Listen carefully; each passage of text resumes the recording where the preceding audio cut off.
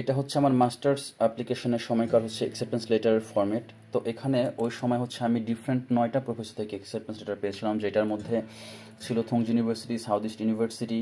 So এগুলো হচ্ছে চায়নার টপ 2টা ইউনিভার্সিটি সিভিল ইঞ্জিনিয়ারিংয়ের জন্য। এনিওয়ে,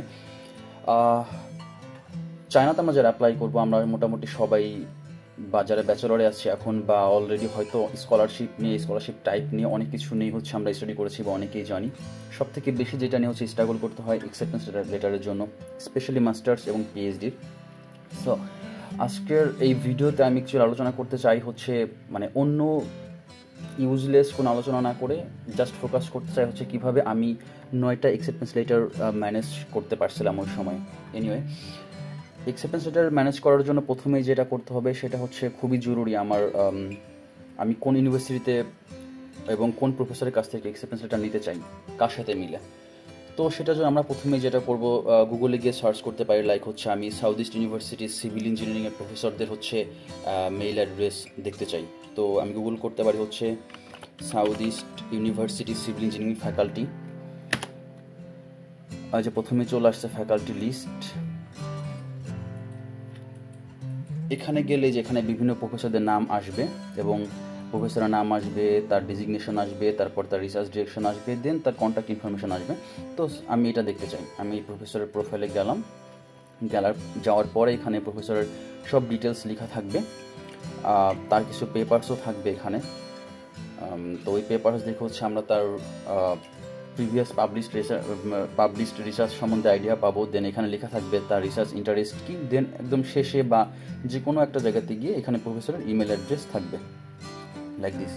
তো আমি যেটা করতাম, আমি হচ্ছে মেইল শুরু করার আগে আমি যে 4টা 5টা 8টা 10টা বা যে ইউনিভার্সিটিগুলো আমার টার্গেটেড, ওই ইউনিভার্সিটির সবগুলো প্রফেসর মানে আমার সাথে রিসার্চ ডিরেকশন মিলে এরকম সবগুলো প্রফেসরের মেইল অ্যাড্রেস হচ্ছে লিখে রাখতাম। লাইক আমি একটা এক্সাম্পল দেখাচ্ছি। যেমন এই যেখানে বিভিন্ন ফোল্ডার করা আছে, SU prof, Shandong University, Shanghai Jiaotong, South China, এরকম। তো এইভাবে হচ্ছে আমি ওই প্রফেসরের নাম, প্রফেসরের ইমেল অ্যাড্রেস এবং তার পাবলিশ করা 2টা পেপারের টাইটেল এরকম হচ্ছে নোট করে রাখতাম। এবং একই সাথে আমি হচ্ছে আমার সিভি রেডি রেখেছি এবং হচ্ছে একটা মেইল ফরম্যাট, লাইক আমি কীরকম মেইল করতে চাই একটা মেইল ফরম্যাট হচ্ছে লিখে রেখেছিলাম। এনিওয়ে, এরপরে আসি। তো এরকম হয়ে যাওয়ার পর হচ্ছে আমার কাছে সব প্রফেসরদের মেইল অ্যাড্রেস আছে, তার রিসার্চ ডিরেকশন সম্বন্ধে আমার আইডিয়া আছে। এখন হচ্ছে আমাকে যেটা করতে আমাকে মেইল করতে হবে। তো একটা খুবই আপনি গুগল থেকে একটা মেইল কালেক্ট করে বা হচ্ছে কোনো একটা বড় ভাইয়ের কাছে একটা মেইল কালেক্ট করে সেই ফরম্যাট ফলো করলেন, ওইগুলোতে রেসপন্স পাওয়া যাবে না, কারণ খুবই গতানুগতিক ইমেইল এবং হচ্ছে এটা অনেকেই করে। সো আপনাকে ইমেলটা হচ্ছে আপনার মতো করে সাজাতে হবে। এবার হচ্ছে আমি দেখাই যে আমার ইমেল অ্যাড্রেসটা মানে আমার ইমেল ফরম্যাটটা কীরকম ছিল। তো এখানে এটা হচ্ছে আমার মেইল। আমি একটা প্রফেসরের মেইল আগেই ওপেন করে রেখেছিলাম, সেটা দেখাই। আমি প্রথমে প্রফেসরের নাম লিখেছি, তাকে আমি গ্রিটিংস জানিয়েছি এবং তারপর হচ্ছে আমি শর্টলি আমার পরিচয় দিচ্ছি, লাইক আমি কোত্থেকে ব্যাচেলর কমপ্লিট করছি বা কোত্থেকে মাস্টার্স কমপ্লিট করছি যদি আমি পিএইচডির জন্য অ্যাপ্লাই করে থাকি। তারপরে হচ্ছে আমার কোনো জব এক্সপিরিয়েন্স আছে কিনা, আমার কোনো পাবলিকেশনস আছে কিনা সেগুলো লিখছি। তো এর মধ্যে যেটা হচ্ছে আমি এক্সট্রা করছিলাম সেটা হচ্ছে আমি এইখানে ওনার 2টা পেপারের টাইটেল উল্লেখ করে দিচ্ছি যে আপনার এই 2টা পেপার আমি পড়ছিলাম, পড়ে হচ্ছে আমার খুব ভালো লাগছে।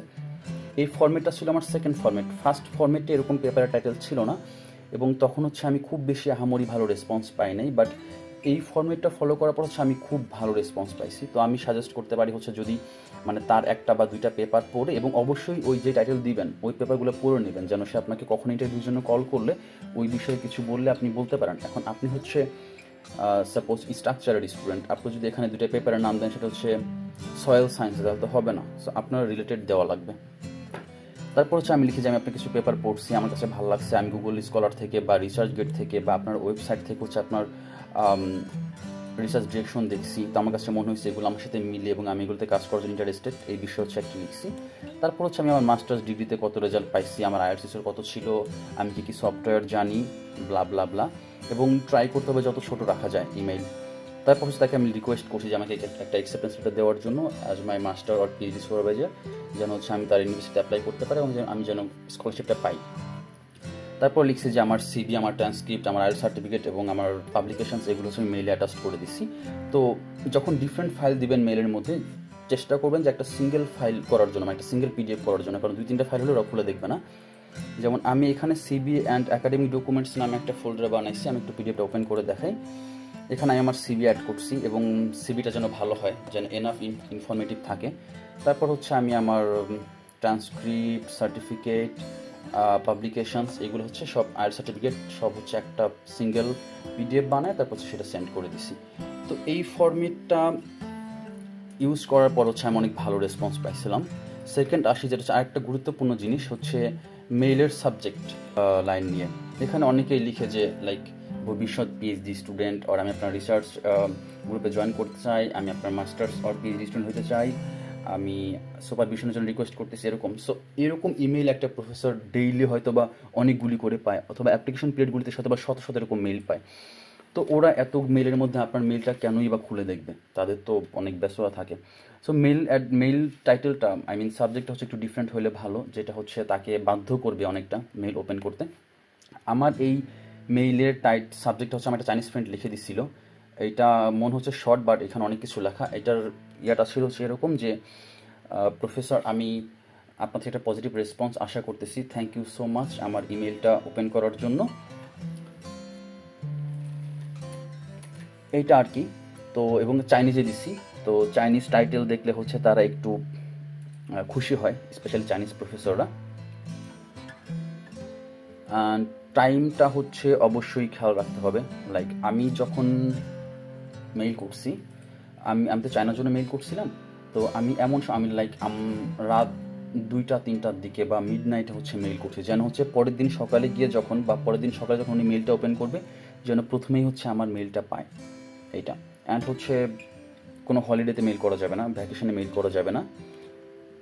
তো মেইল করার পরে হচ্ছে আমরা 5-7 দিন দেখবো, যদি 5-7 দিনের মধ্যে আমরা কোনোরকম কোনো রেসপন্স না পাই, পজিটিভ নেগেটিভ কোনোরকম কোনো রেসপন্স না পেলে, তারপর আমরা ফলো আপ মেইল করতে পারি। 5 থেকে 7 দিন পরে ফলো আপ মেইলে জাস্ট লিখতে পারি যে আমরা একটা মেইল করছিলাম, সেই মেইলে হচ্ছে আপনার রেসপন্স পাই নাই, তো যদি হচ্ছে আপনি আমার মেইলটা দেখেন বা একটু আমাকে জানান, লাইক যদি ওখানে কোনো পসিবিলিটি থেকে থাকে। এতটুকুই। আমি আশা করি এই ফরম্যাটগুলো ফলো করলে অ্যাকসেপ্টেন্স লেটার ম্যানেজ করতে খুব একটা ঝামেলা হয়তো হবে না। আর অ্যাকসেপ্টেন্স লেটার সম্বন্ধে যদি কোনো আলাদা করে কোনো ইনফরমেশন জানা থাকে, আমাকে হচ্ছে নক করতে পারেন। আমি এরপরে হয়তো অন্য একটা ভিডিও করব স্কলারশিপ রিলেটেড অন্য যে কোনো কিছু নিয়ে। Thank you so much.